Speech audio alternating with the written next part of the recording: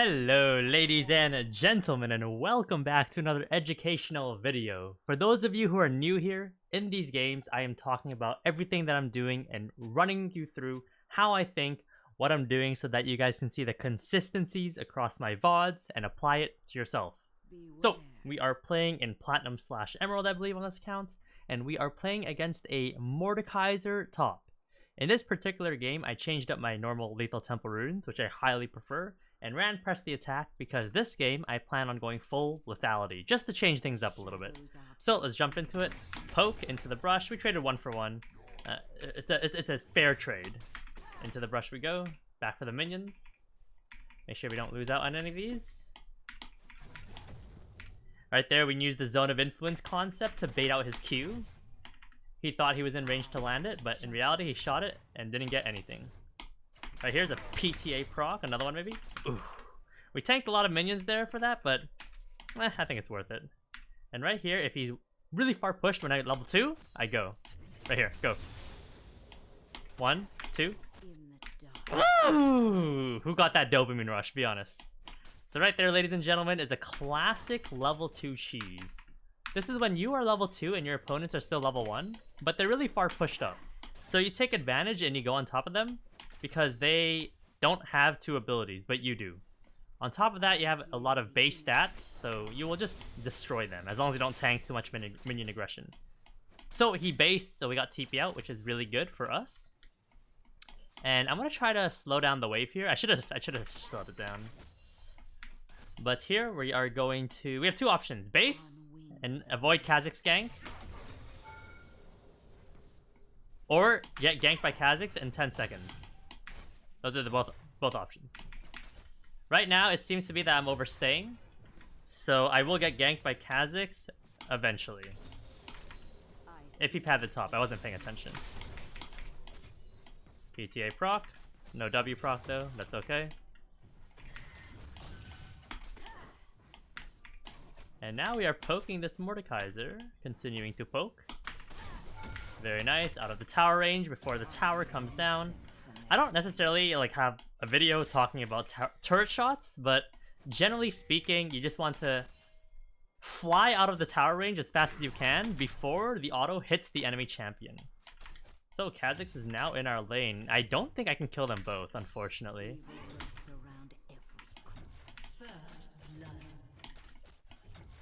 I'm gonna have to like get some like crazy like, okay. Okay, right here, jump on me. Huh.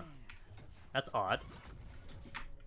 Well, he ran in and out, but he didn't necessarily achieve anything.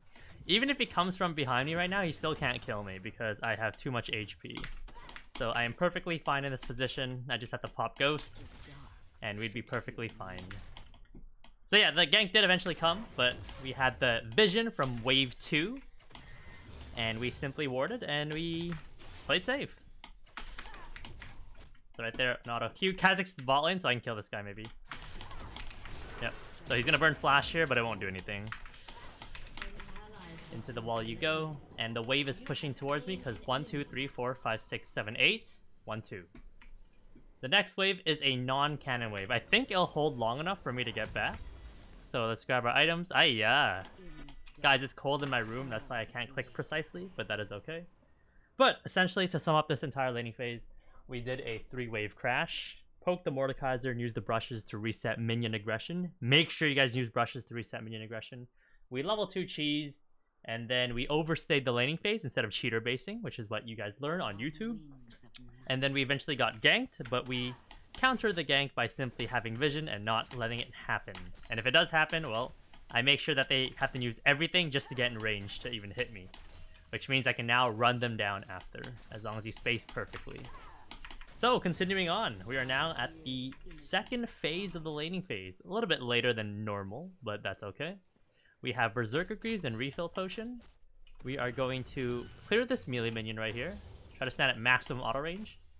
Place the pink right here, really far back on the tri-bush. And then now we're going to do a 3-wave crash into our Mordekaiser. A 3-wave cannon crash is very simple. It basically starts with the cannon wave in this position right here. You can also flip it to over here. And you essentially just last hit and zone your opponents, as you can see here. And what you're trying to do is you're trying to stack the first wave, which is the cannon wave, which still has some minions, mage minions from it. You're stacking the second wave, which is currently here. And you're waiting for the third wave before you crash, which is this wave right here. And all you have to do is zone. If you push any further, it'll mess it up and it'll push it up faster, which is bad. And then you crash the wave, and then you can normally base there. You can poke the enemy turrets. You can really do whatever you want. So right here, let's just get a quick little PTA proc. And then push out the wave, because the next wave is going to be a cannon wave. The way the waves work, ladies and gentlemen, is it goes cannon, non-cannon, non-cannon, cannon. On repeat over and over again. That's it. So we crashed. The next wave's a cannon, as you can see. And you can base here if you want, but 700 gold, not worth it. I'm going to do what Vayne players do and poke this Mordekaiser. Watch the way I'm moving and clicking, so that I can avoid tower aggression. Aha, unlucky. And right now, we're in a very aggressive position, a dominant position, where we can constantly one-wave crash, because normally in most matchups in high elo here, you would let the wave bounce back towards you, so you can avoid a jungle gank, but right here, I'm very confident I can keep pushing. So here we go.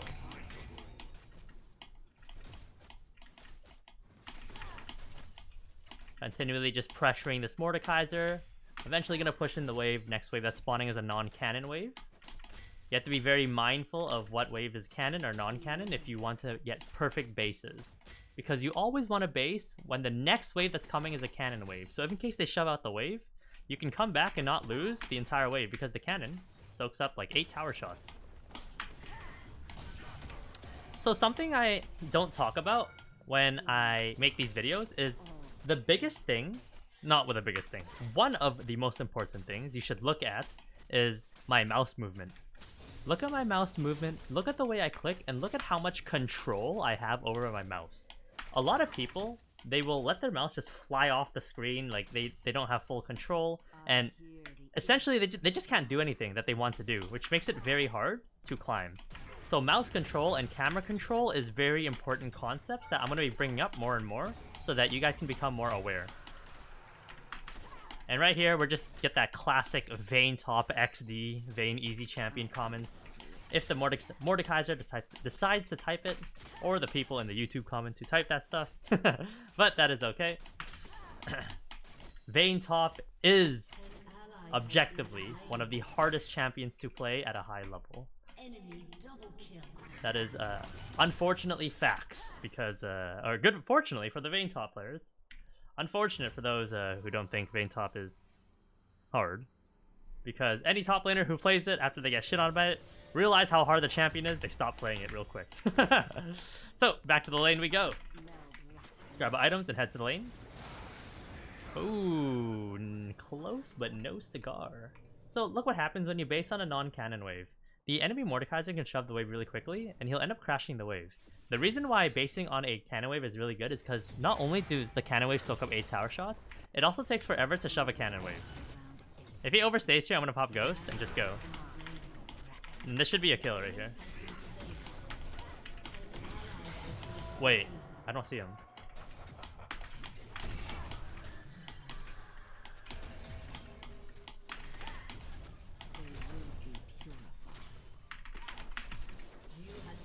Very nice. And now we are going to base while the wave is pushing towards us by simply pulling the wave right here. And as you can see, we have 4 minions, 1, 2, 3, 4. You can probably shave 1 and it'll still push towards you, but yeah. So we are going to pop our health potion right here and head back to the top lane.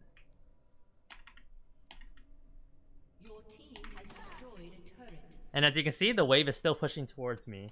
I should have probably cleared another melee or mage, but it's still fine. And the reason why you don't shove out the wave is because it's very tough to shove out 2 waves while the wave's pushing towards them. Because you're half HP, low mana, they're coming back from the lane and they have full items, full HP, full mana, and they'll just simply kill you, then freeze the wave, in theory. So, continuing back into it, the wave is frozen into us. Mordekaiser is forced to walk up to our, what I call, the golden wave positioning. A lot of top laners, ADC players, they all call this wave positioning different things. Some people call it a freeze. I believe Aloe calls it the the sweet spot. I don't know, feels good spot. I don't know, but I call it the golden wave positioning, where you're in a position where you can't really get ganked unless they have to tower dive you, and the enemy top laner is in a position to get ganked. On top of that, you can continuously hold this freeze and force them to walk up. When they walk up, you poke them. This is very prevalent on Vayne top. You want to take advantage of this wave state scenario that you can force on people. At some point though, the minions will eventually go into the turret and the wave will bounce back. It's just the reality, but that's just something that you just have to deal with. I think he has no ult, right? He left the brush.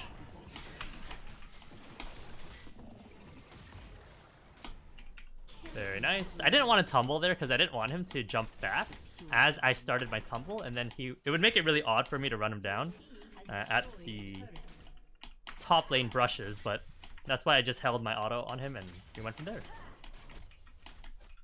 It appears mid lane has 2 turrets without the use of 1 herald yet because Kha'Zix still has herald. Or Nocturne.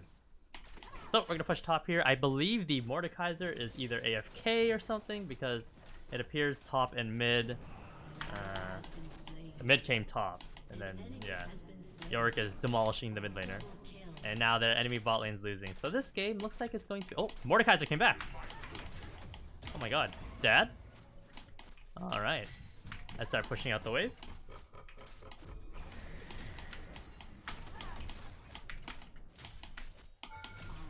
I think I'm dead here.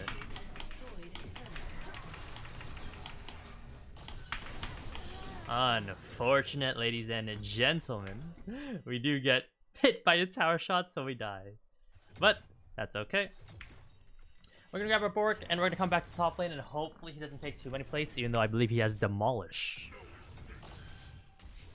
So right there in that scenario, if I avoided that tower shot, I could have easily kited back, because I have more HP to sustain the Kha'Zix burst. But unfortunately, the tower and minions had different plans for me, and I perished. Gone. No questions asked. So, to the top lane we go. Someone placed the ward in that bush, and no one pinged it for 5 gold. Unfortunate. Also, side note, when you're walking back to lane, as long as you have 2 available hands, I don't know why you'd only have 1 available hand, you can ping wards. If you see a ward onto the map, you can move your mouse over there, ping it, and you'll get 5 gold.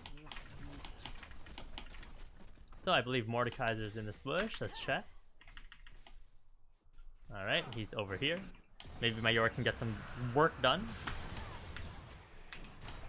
So fun fact, guys. If you have a Yorick on your team as Vayne, and the Yorick presses the W, you can E someone into the Yorick wall.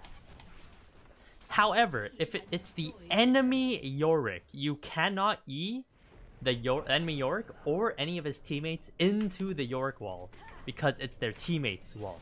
So that is just a piece of information that can be very valuable to you if you ever run into that scenario. So it appears my Yorick is just mid, top lane with me. I'm not really a fan of that, but we can kill this Mordekaiser very easily right here. Unfortunate, I didn't get to E him to show off the mechanic. But I'll just E the Mordekaiser here in a second. Wow, he died. Wait, that wasn't even close.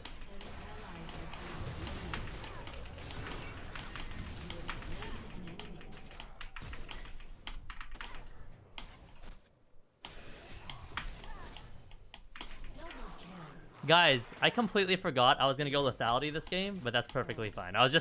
It's just so naturally ingrained into my body to go Blade of the Rune King, and then into Rage Blade. So what we're gonna do here to change up the build is we are going to go Trinity Force. A lot of people think Bork into Trinity Force is a okay build. It's playable, but Saskio again is not a big fan of the Trinity Force, as I explain always on repeat left and right. I just feel like the item doesn't really help Vayne compared to a Rage Blade. I prefer Rage Blade always over Trinity Force. But again, that's just me. That could be my boomer brain working, who knows. But let's grab the red buff and head top lane and catch the wave that Helios is pushing in. We're gonna go Bork into Trinity Force, and then we'll see what the suggested items are and go from there. I think Aphelios has base in this bush. So let's grab a stopper here. Alright, let's just E him into the wall, and maybe our teammates can get an assist. There you go, he got an assist. Ping the ward for 5 gold. And grab some CS. We have 4 people top lane. It's a party up here. And I'm gonna base and head somewhere else because I don't want to be here anymore. Actually, I'll stay. I don't want to be with my teammates. I'm just gonna base, okay? You generally want to always be catching waves and always getting further and further ahead. And when you're grouping with your teammates, you're losing out on a lot of solo EXP. In this particular case, mid lane minions are not being farmed or pressure being created. So I guess I'm forced to go mid, which is a very odd state to be in. Normally, as a Vayne top, you want to be top lane or bot lane away from the main objective people are playing for. In this case, it's going to be Herald in 17 seconds. So normally, I should be bot here. So I'm going to try to ping, try to get my butt to bot lane. And let's head there now. And hopefully my teammates will be perfectly fine going into the Herald fight. If Mordekaiser pushes up, I will fight him 1v1. Because Vayne wins this matchup. As long as you A, dodge everything. That's it.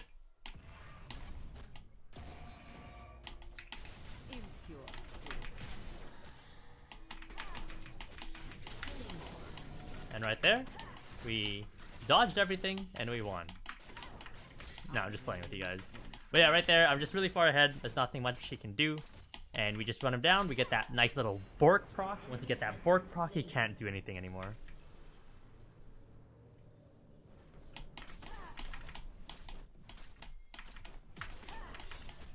Alright, now we can push the bottom tier turret because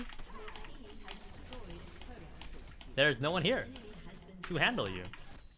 You have a free lane.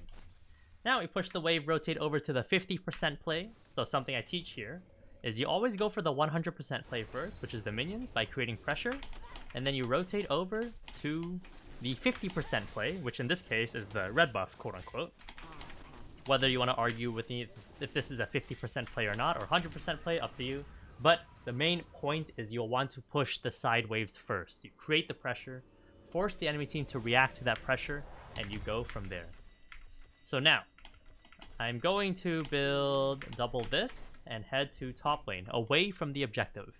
In a high elo game, in this exact scenario, you would not head top lane. You do not have time to pressure the map with 10 seconds left on the dragon. So instead, what you would do is you would immediately move towards the dragon and help your team in a high elo and closer game. But in this scenario, since it's very slow and we can see everyone on the map, I can push top and I won't get punished for showing top lane. Because right now, if you show top lane in a high elo game, the enemy team will simply 5v4 engage on your team, and your 4 will lose and mass ping you. So it's very important to identify when you are allowed to go side lane, how much time you need to get in a position to pressure the enemy turret, aka getting the wave in a position that's in front of their turret, right as maybe around 10-15 seconds before the objective spawns, so that the enemy team has 2 options. Deal with you, or go for the dragon. If they go for the dragon, you take the towers. If they deal with you, you back off, and then your team gets the dragon. So, continuing on, we're going to continue to push the waves here, and take the tower.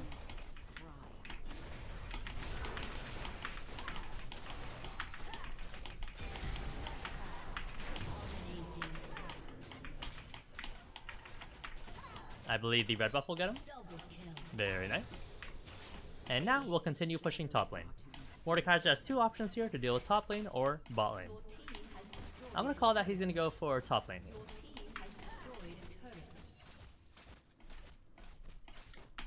Oh, he didn't go in any lane. Alright, let's continue pushing top lane.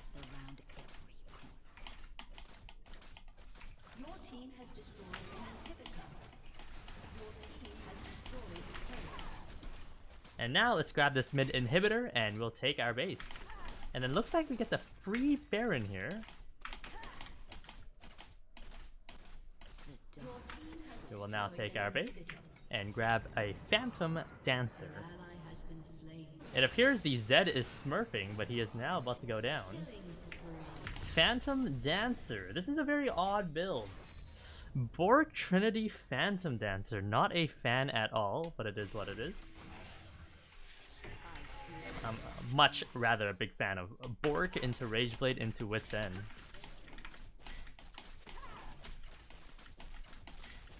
Alright, let's rotate over to the bear and grab the bear.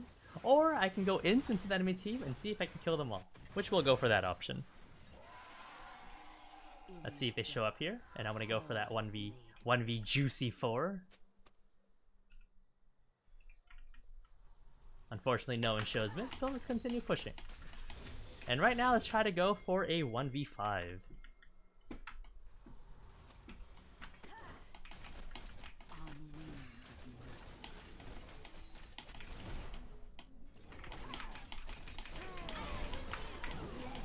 Helios is gone. Goodbye.